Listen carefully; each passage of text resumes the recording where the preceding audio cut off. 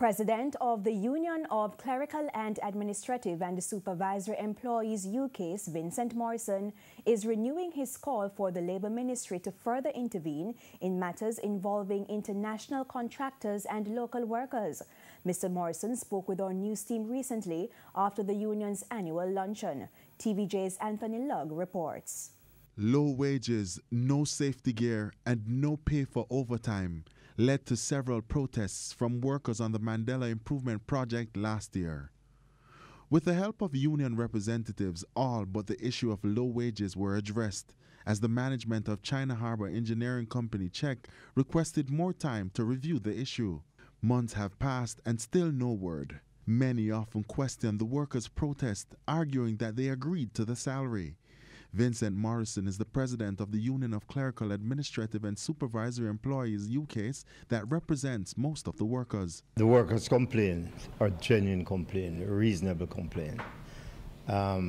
Yes, the Chinese, they took a position that the workers signed for it, but something should have been done prior to the start of the project to sensitize the Chinese about the labor arrangements in Jamaica. According to Mr. Morrison, the continued disagreements point to the need for a memorandum of understanding between unions and contractors. Remember, we had Bouygues, the French contractors, who we worked with for about 5-6 years, building Highway 2000, and there was absolutely no problem.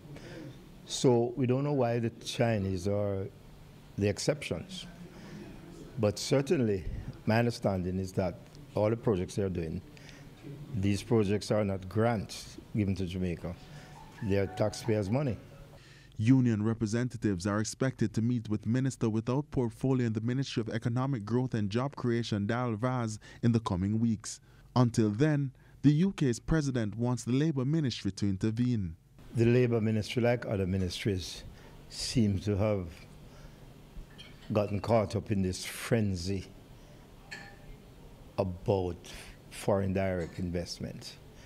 We all appreciate and want to see foreign direct investment, but it can be the exception of the rule.